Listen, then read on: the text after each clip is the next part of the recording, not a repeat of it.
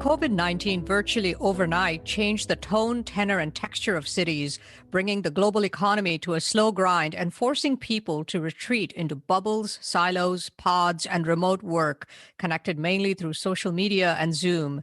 Now, as we slowly start to get a grip on the virus and think about reopening society, what will the long-term impact of the pandemic be on cities and on the evolution of smart cities? Hello, everyone. I'm Chitra Ragavan, and this is Techtopia. My guest today has some of those answers. He's Michael Proman, Managing Director at Scrum Ventures, an early-stage venture fund that has invested in more than 80 startups across a range of industries in the US and Japan. Proman worked in global marketing and development at Coca-Cola and the National Basketball Association prior to starting and ultimately exiting his initial startup, OptionIt. He has helped lead multiple startups to acquisitions and continues to play an active role in mentoring and advising founders across multiple industries. Proman also is a contributor to TechCrunch, and his most recent piece is titled, "Will COVID-19 Spur a Smart Rebirth for Cities?" Mike, welcome to Techtopia. Chitra, thanks for having me. So when COVID-19 hit, we saw this incredible change across major metropolitan cities, such as New York, reeling from the impact, real estate values going down and commerce grinding to a halt, people scrambling indoors. As someone who specializes in the future of cities and so-called smart cities, I'm sure you were watching with both interest and some concern about what the future would bring. What were your thoughts as you saw all of this unfold? Well, I think like everybody, I think the immediate thought is, oh my goodness, right? The world is coming to a grinding halt. And, I've been working in a remote environment for 12 plus years. So the idea of transitioning my work into kind of this virtual bubble of Zoom and Microsoft Teams and all these other virtual channels, that didn't really faze me personally. But of course, a lot of my colleagues who are based in the Bay Area, they're in the epicenter of some of the transformation taking place in some of these urban communities. Having lived in places like New York previously and having friends still there, I can understand and certainly empathize with kind of both local businesses that were facing, arguably some of the darkest days that they've ever had. So I think there was kind of this collective sense of, yeah, this is going to be rough, but let's figure this out. And I think people just kind of dug in and it's pretty amazing the progress that has been made here in the last 12 or 14 months. So over the past year and a half, what was the biggest change that surprised you perhaps, or even shocked you? What were you seeing that you didn't expect? Yeah, well, I think this was, to me, a unified effort, right, of public sector, private. You have innovators, whether it be in the pharmaceutical industry, of course, kind of getting us to where we need to be on vaccines. I think everybody just kind of grabbed an oar, so to speak, right? And I think the thing that surprised me the most, and through Smart City X, which is a big initiative that I oversee within Scrum, we work with a lot of municipal leaders. And I think everyone's first kind of reaction to government or public sector and municipalities is that they're slow, bureaucratic, and can't get things done. And I was, I wouldn't say shocked, but I was, I think, just as surprised as a lot of folks that wasn't the case here. I think people really said, you know what, we're going to reinvent and redefine how it is we do things.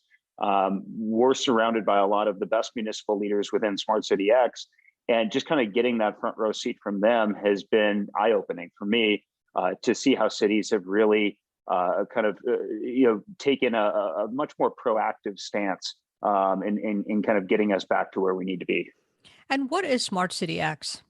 Yeah, great question. So at Scrum, we work with startups, right? We invest in startups. And Smart City X I wouldn't call it an accelerator per se, right?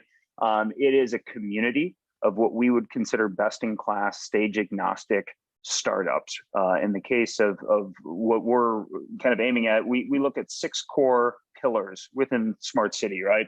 There's consumer products and services, there's mobility, there's smart buildings and infrastructure, there's energy, resources, and sustainability, connectivity. And then the last piece is what we call social innovation, right? So technologies that make cities more equitable, more diverse, more inclusive. And so in defining those 6 core categories, those buckets, we're able to go out and curate startups from around the world that speak to the needs that cities have.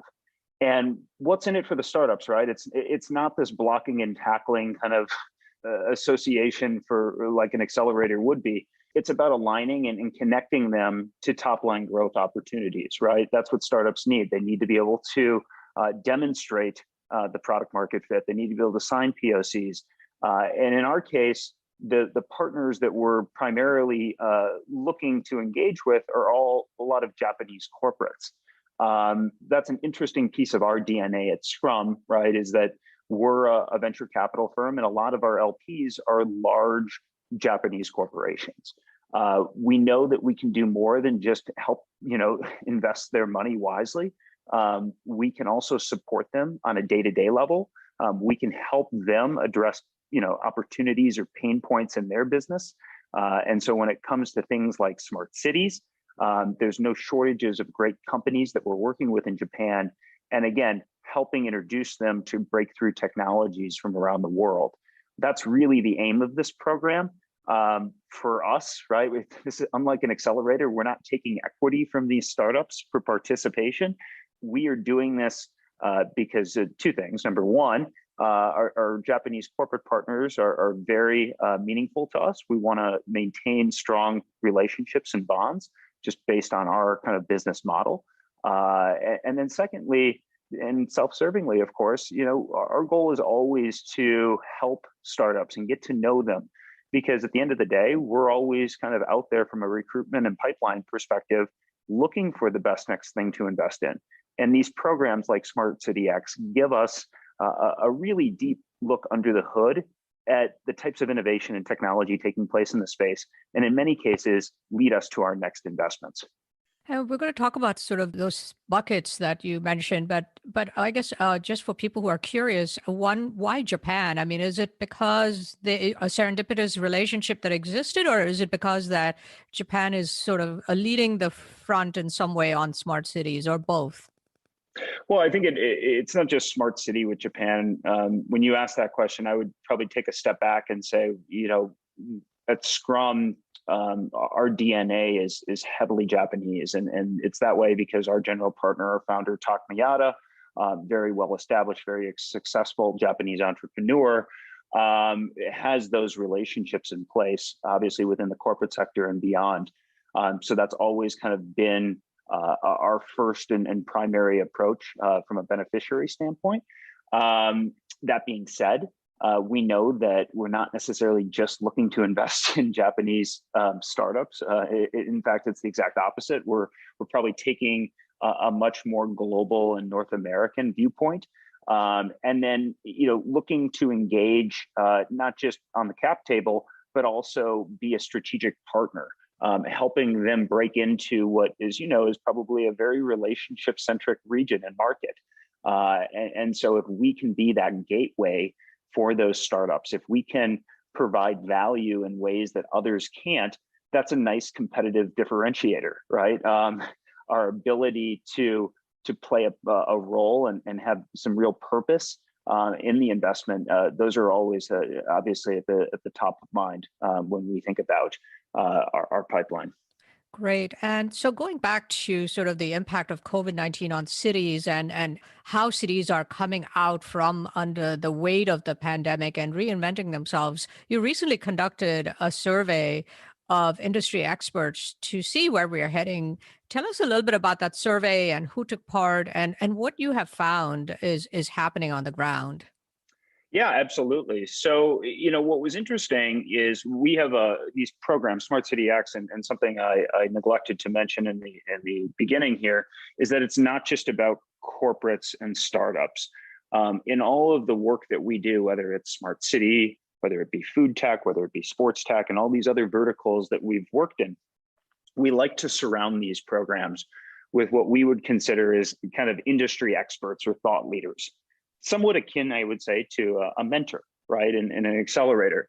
The difference here is that we are trying to, we're not looking to engage these leadership circle members, or what you could refer to as mentors, in this kind of one-way street.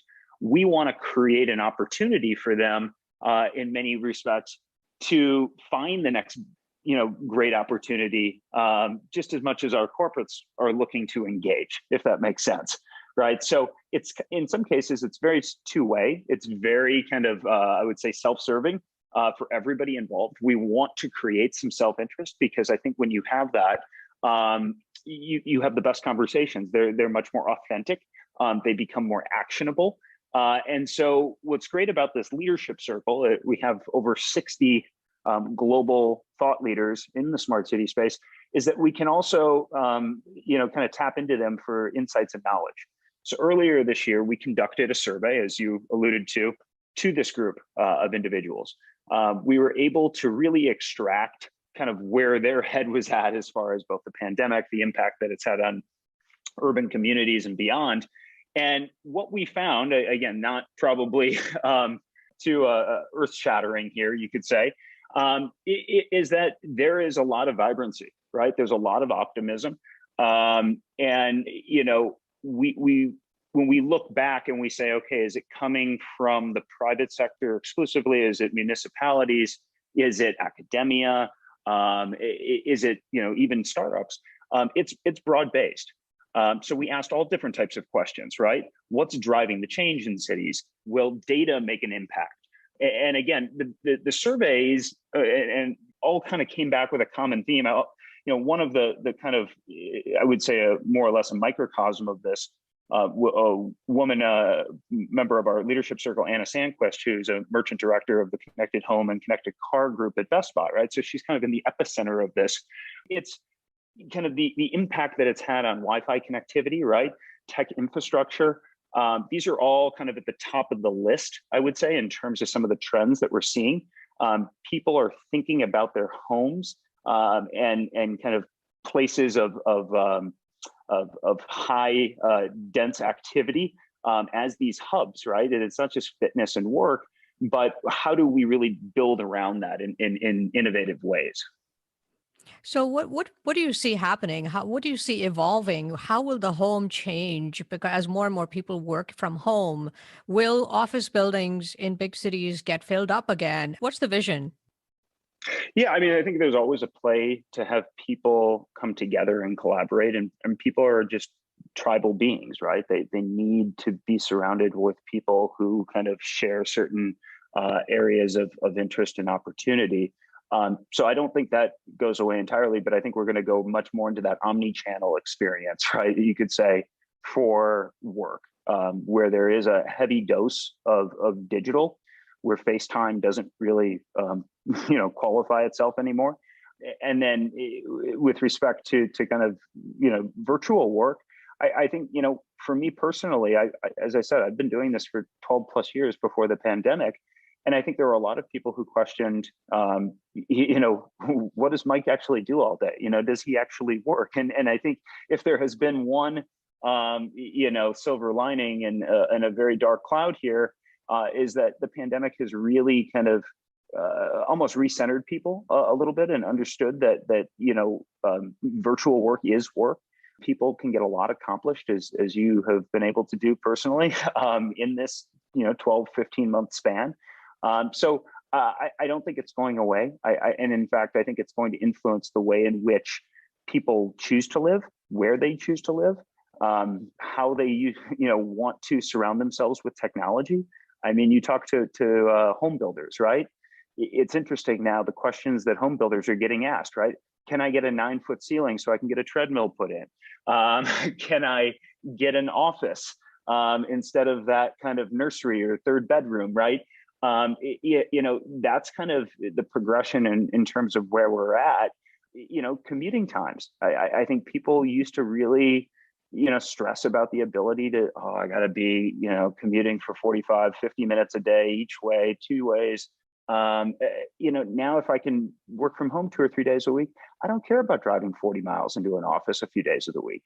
And so I can live further away. Does that hurt cities? No, I don't think it does, because I think cities will always be vibrant. They will just, they're not going away. They're not dead. It's very similar in some respects to kind of the shopping mall. It's not on its last life. It's just evolving. And I think the way in which cities are going to be forced to engage with people, you have to rethink that a little bit more.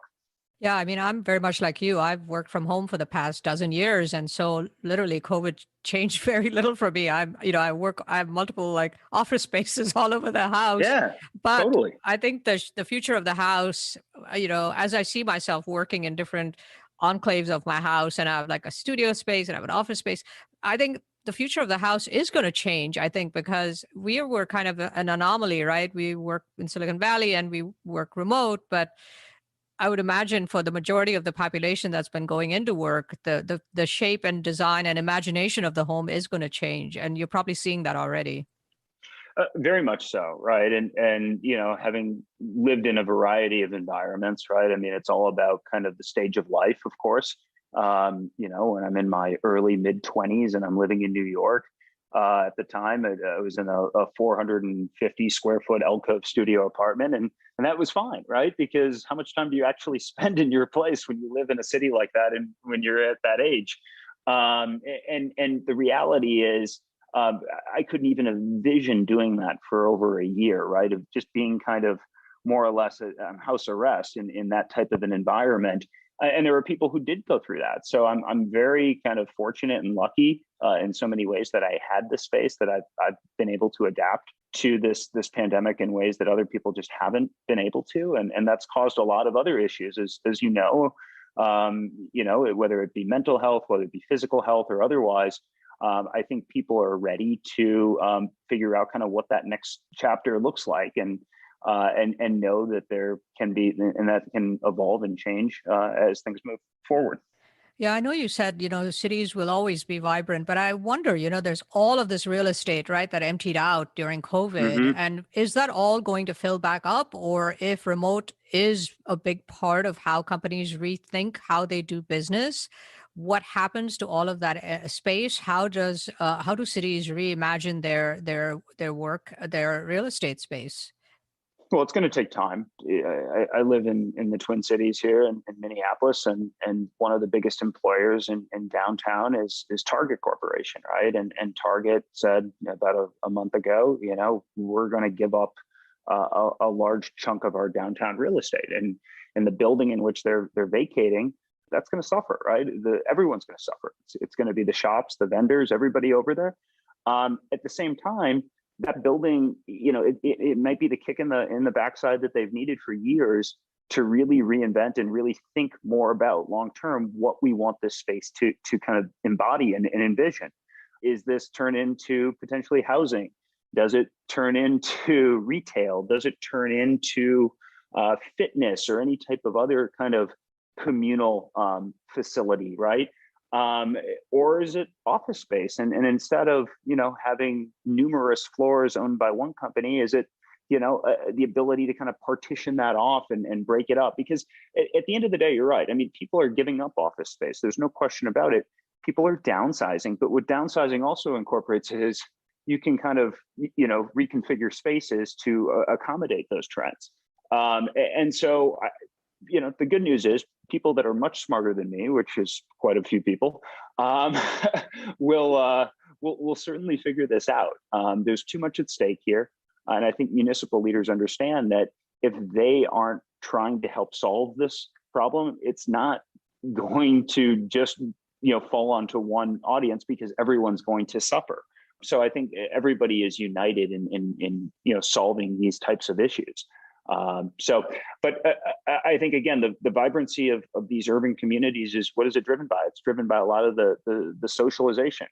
So that's bars and restaurants, it's sports venues and concert facilities, right? So making sure those attractions are able to kind of reopen and be the catalyst to bring people back. I think that there's no question that that's a positive for urban communities.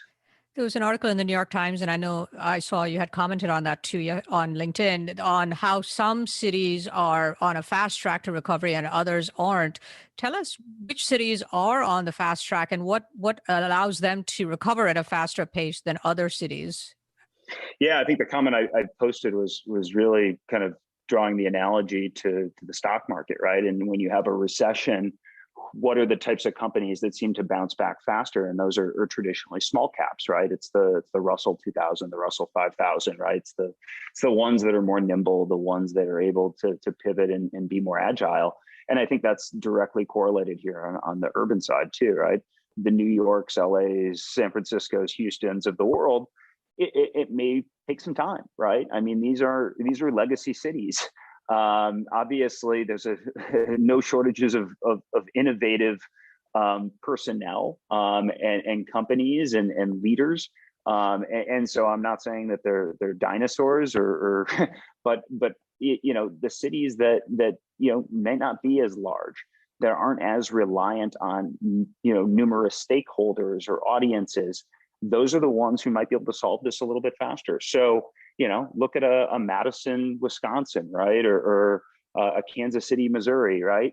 Even in Austin, Texas, not probably in that top tier, but ones that tend to probably skew north on the innovation kind of equilibrium, and at the same time have accomplished leaders, solid corporations. That's where I would put my money, right? But it's not a race, right? I mean, in some respect, you're right, it is. But we want to get it right, and even if that requires taking time in kind of bigger, more potentially bureaucratic markets, that's not a bad thing. At the end of the day, I think we're all moving in the right direction. It's just about kind of who's going to get there, 6 or 12 months faster. If you're investing in the long term, it's negligible. Yeah. And I think, when we talk about humans, people bouncing back from adversity, we talk about the importance of resilience. And I wonder if cities also have to start to build more resilience into their fabric, and maybe cities that are more resilient, and maybe technology, cities that are more tech friendly have more resilience. I don't know the answer. Do you think that has something to do with it? Yeah, well, I think, going back to the survey, I think the biggest impact in the coming year, people would talk about is smart data, right? And that cities have access to this data, and that you're able to democratize the data and the data set.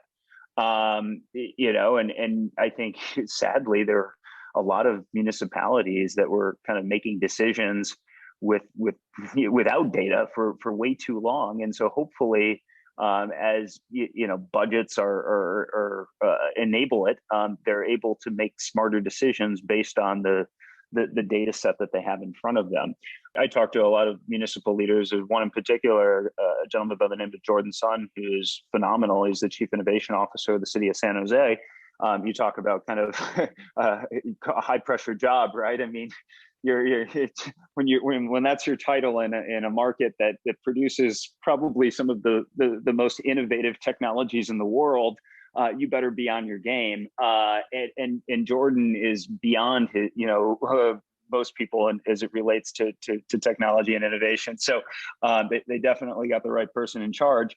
But again, it's about digging deep. It's about establishing a great dialogue between municipalities and corporations, and figuring out how to best attack these things in a way that kind of removes the silos. Again, we're all fighting the same thing here, right? And that's the nice thing, maybe, if anything, is that COVID has unified us in ways that we probably we weren't unified before, in some respect, right? And everyone can agree that cities can do more. I know we talked about before the need for cities to become more equitable and use this opportunity to be able to deploy technologies to underserved or marginalized communities, areas that pre-pandemic were not probably seen as the primary beneficiary for technology, and saying, okay, if there are positives to come from this, is how do we deploy technology to those communities, to those areas, in a way that makes sense and that will not produce kind of these generational inequities that we were on a status quo path towards. So to me, that's a good thing. So I want to talk a little bit now about smart cities. In particular, I mean, we talk generally about cities and bouncing back from COVID-19, but I want to talk about whether it has also changed people's vision of how smart cities evolve. But before we do that, for the layperson, what exactly is a smart city? I mean, we know about smart homes in general, but what's the vision of a smart city and a definition? Well, it's a great question, right? And I think my belief is that the idea of calling something smart city technology. I mean, I feel like you're asking somebody is it's like watching an episode of the Jetsons too, with like flying cars or something like that, and somebody could give you that definition. Of course, to me, that has nothing to do with kind of the new and improved way in which we think about cities. To me, it's about technologies that enable people to live healthy, more meaningful lives. Cities to be diverse and inclusive and equitable. And that to me is the essence of a smart city, right? And maybe the 2021 definition. And so, yeah, will that encompass things like flying taxis? Yeah, maybe.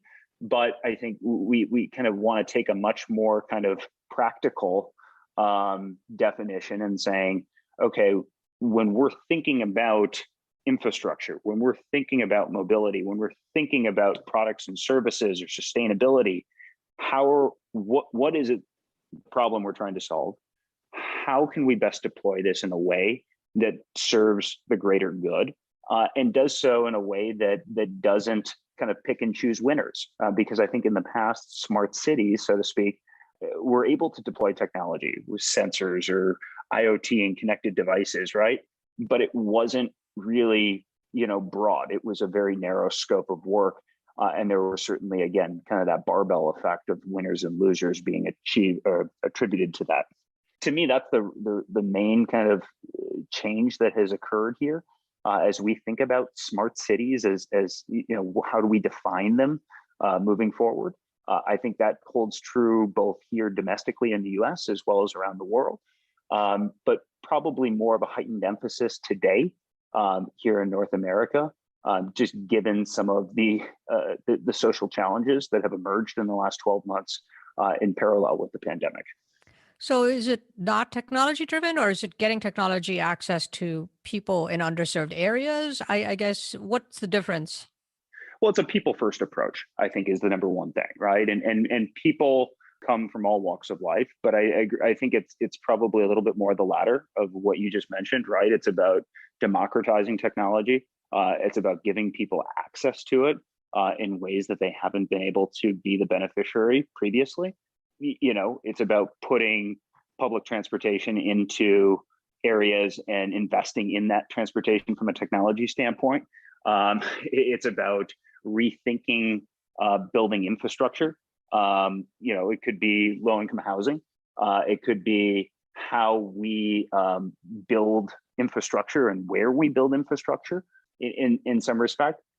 So I do think within urban communities in particular, it is going to the conversation is going to start of the more of the not the what, but that how are we going to do this, and how are we going to do this in a way that impacts the most people and doesn't kind of again look at people by way of tax brackets, but looks at them as people and what they need.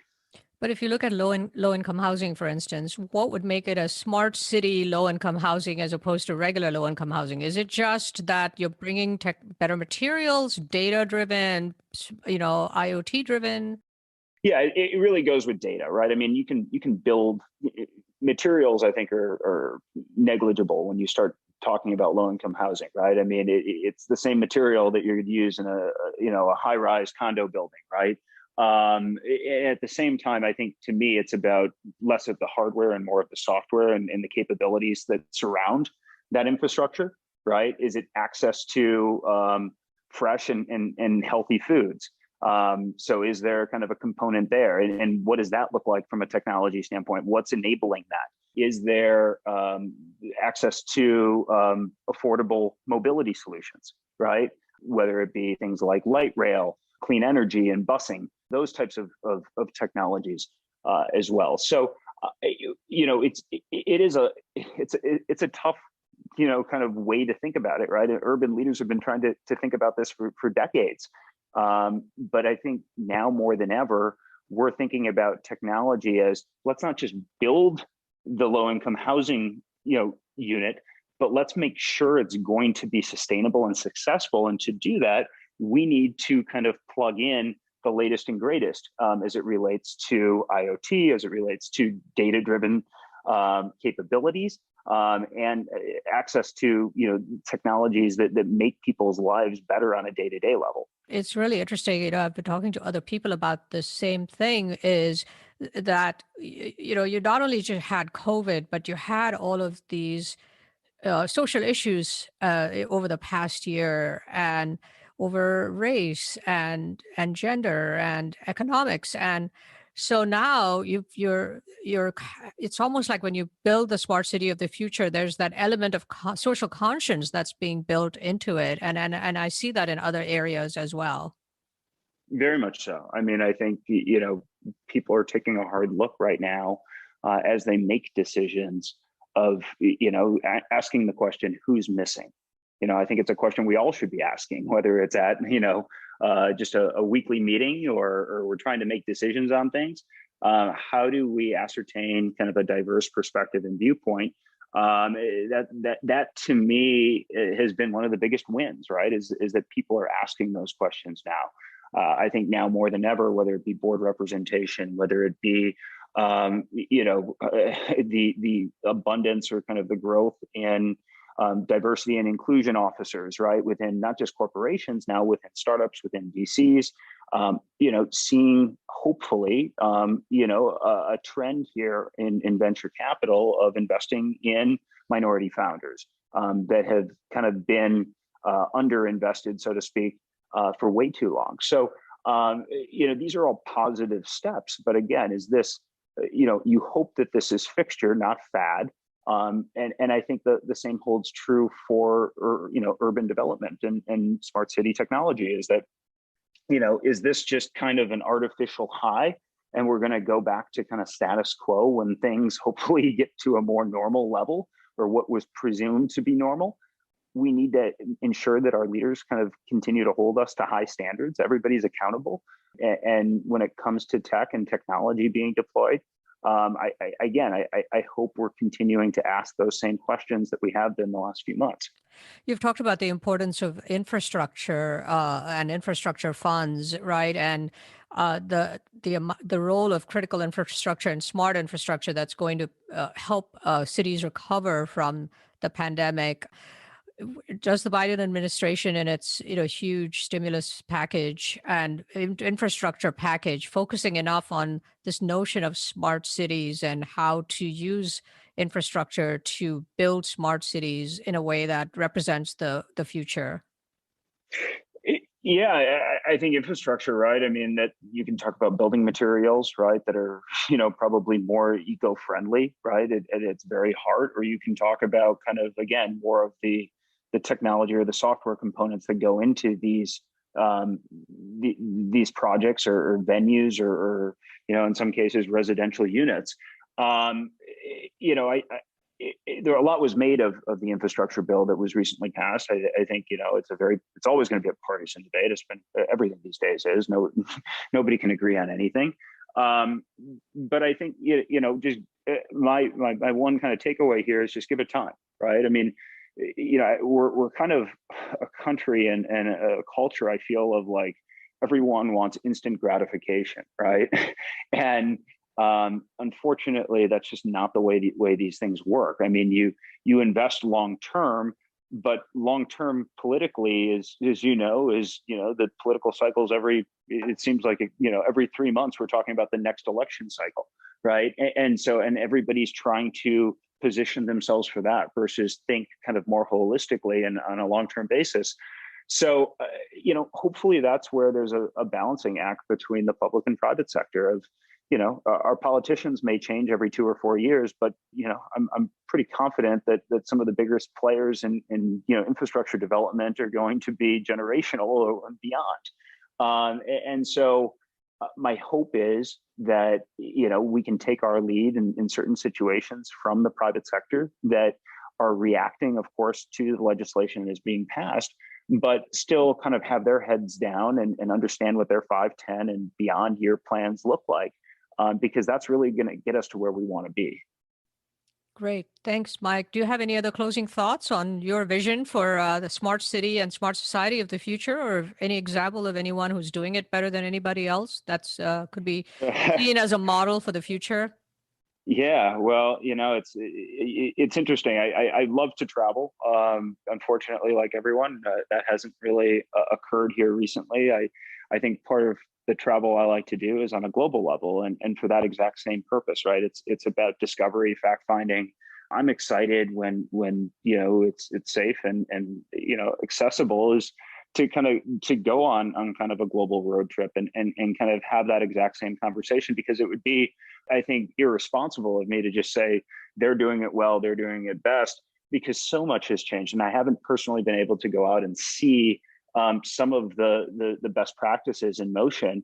There are regions within Europe, there are certainly areas within Asia and beyond, and even in developing countries that have figured out how to solve challenges in ways that, sadly, one of the wealthiest countries in the world still struggle at. And so that, to me, is the essence of what we're trying to build here with Smart City X and beyond. Is this is a diverse, very global approach.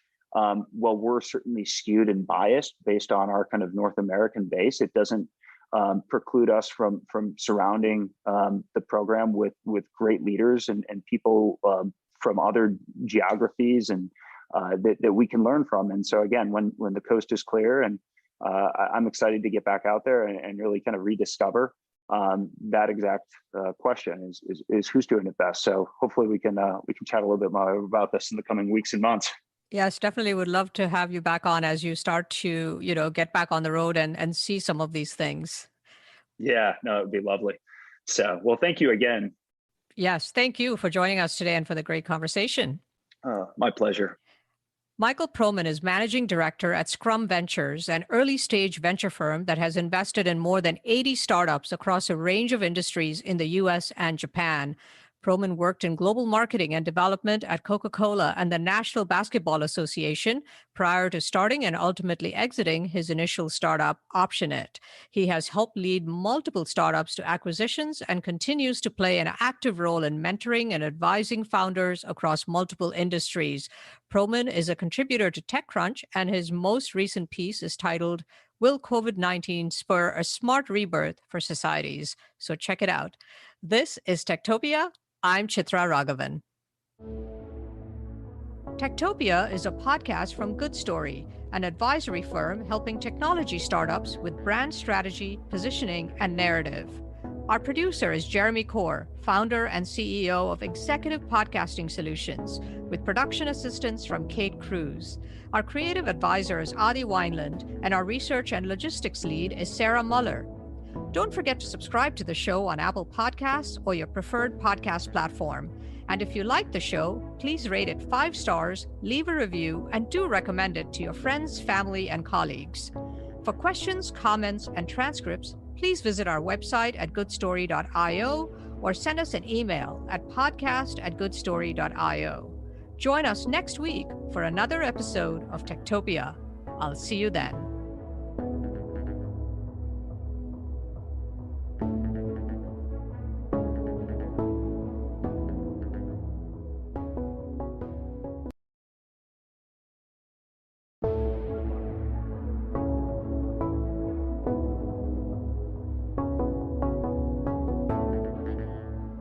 COVID-19 virtually overnight changed the tone, tenor, and texture of cities, bringing the global economy to a slow grind and forcing people to retreat into bubbles, silos, pods, and remote work, connected mainly through social media and Zoom.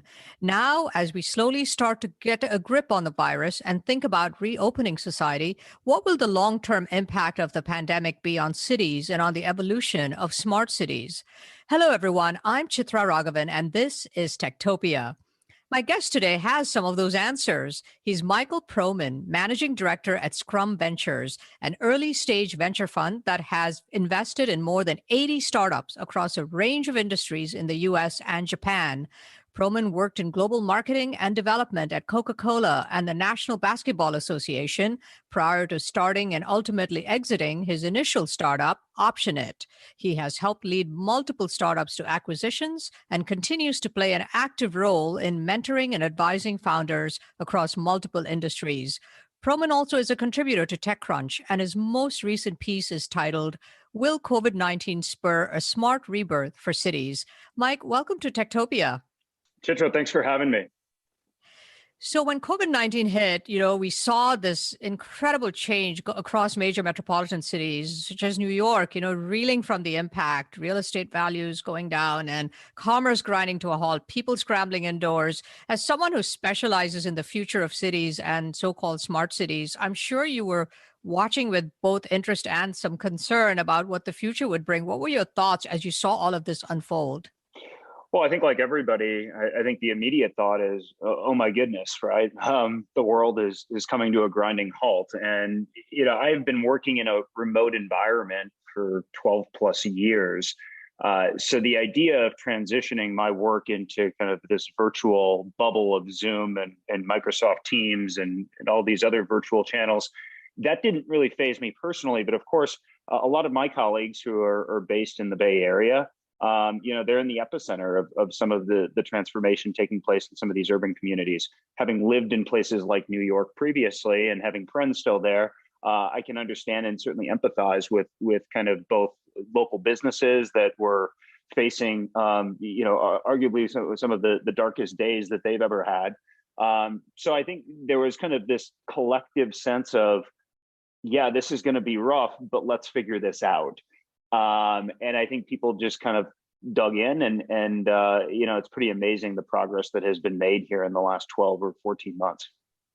So over the past year and a half, what was the biggest change that surprised you perhaps, or even shocked you? What were you seeing that you didn't expect?